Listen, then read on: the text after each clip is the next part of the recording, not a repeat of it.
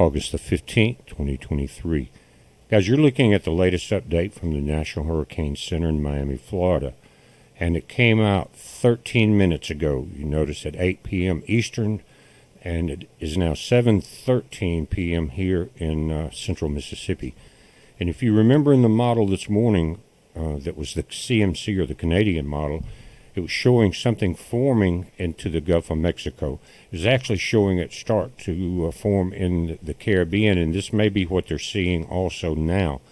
But first, let's look back over here. We had a 30% chance of development on this storm and just a 10% chance on this storm, but now that has gone up to a 30% chance. Let me see if I can get this over a little further. It says a tropical wave interacting with a larger trough of low pressure continues to produce disorganized showers and thunderstorms. This is a few hundred miles southwest of the Cabo Verde Islands. Environmental conditions now appear to be conducive for some gradual development of this system during the next several days as it moves to the west-northwestward or northwestward between 10 and 15 miles per hour across the tropical Atlantic through the weekend. Now, that's timing it with this storm in the Gulf of Mexico. But this one, all of it's not showing, but I'll read it. Again, 30% chance. This tropical wave currently along the western coast of Africa. Notice where it's at, just coming off. We've been watching that section on the colored satellite images for about a week now. It says tropical wave currently along the western coast of Africa is producing a large area of showers and thunderstorms. Some slow development of the system is possible later this week and into the weekend while it moves generally northwestward across the eastern Atlantic. Now, normally these storms that are, again, coming out and crossing the Cabo Verde Islands that you see here, they tend to stay to the north and move into the North Atlantic. We'll just have to keep an eye on it. But let's look into the Gulf of Mexico. It says itself a 20% chance of cyclone formation in 7 days. Western Gulf. A broad area of low pressure could form the central or western Gulf of Mexico by the beginning of next week. Some slow development of this system is possible thereafter as it moves generally westward, potentially nearing the western Gulf of Mexico coastline in about a week.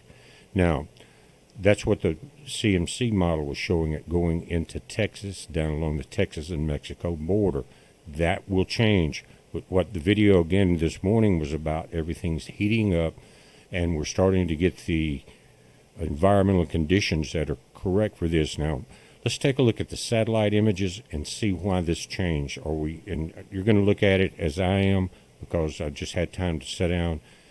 When you've got all of these huskies, it's like having that many kids. There's no time off. We love it. But anyway, let's look at the satellite images and see if we're still dealing with the same amount of upper-level Saharan dust in that layer there, or why all of a sudden these things have changed. Let's take a look at it. Now, again, from NOAA, this is satellite images.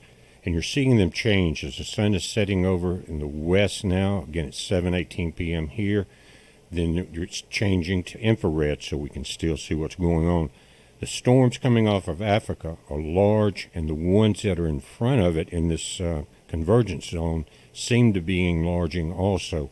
And it looks like, again, what we talked about in the video this morning, that the storm that's at the top of these three to the right is pushing some of that Saharan sand or absorbing it and keeping it away from these storms. Notice that clear area that's around the top of this section, right through here. And this part that's dipped down, looks like it may move ahead of the storms. And we have that, it's a cycle. The Saharan sand layer or dust layer will come through there and you'll see it weaken and then pick back up. Same way with the hurricanes, by the way, this time of the year. Also in the Caribbean, I think this is what they were watching in this area from here to here, moving into the very warm waters. And we're starting to see an uptick today. We didn't get any rain, guys, but the weather has been, even though it got over 100 real feel, I think 102 at the peak, we were still in the 90s, and we had a breeze kind of out of the north. And even at that temperature, compared to being, I've seen it 122 and 132 as far as heat indices this summer, it felt like a fall day here. It was such a blessing. And I think it's going to be even a little cooler tomorrow because we're going to be in the 60s tonight. Central Mississippi, it's such a blessing to have that happen because you can get outside more.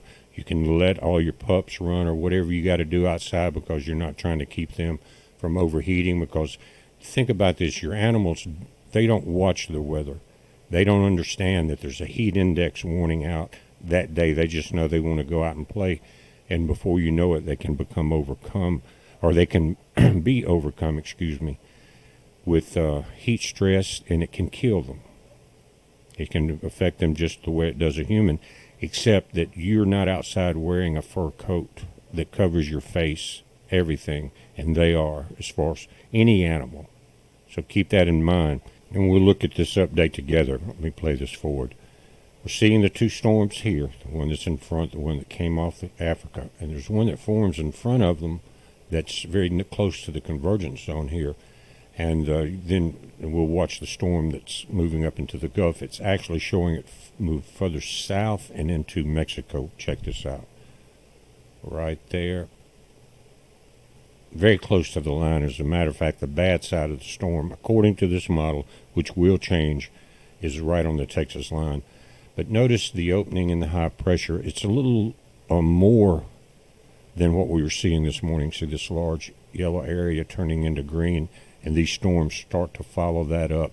Now, if this pressure builds back up at any time, we'll have to keep an eye on these because the East Coast could get involved very quickly. We're still far out in time, and we're seeing changes from this morning to tonight, basically, in this high pressure system. Let's take a look at the Navy model. Now, this update on it is not going out as far in time as the Canadian model that we just saw. Notice that everything's stopping with this storm here before it gets into the Caribbean or moves north of it. But we're not seeing the opening yet here on the Navy model. But again, it's not going out as far in time either. Here, we're still seeing some high pressure instead of that all green area. So depending on which one is right, or if they meet in the middle like these two models usually do, we could have some problems on the East Coast. It's not showing much because it's not going as far in time into the Gulf itself, but we're going to be keeping an eye on that. But again, notice the high pressure is all the way to, at the last frame there, touching the Georgia coastline there, the Carolinas, and just coming out of the Gulf. And that may be why, if anything forms in the Gulf, it will be pushed into Texas or Mexico. But guys, I just wanted to come in and kind of give you an update on that. It's time to get serious about where we are at in this hurricane season. We're watching it. You watch it. It's a heads up. Be safe.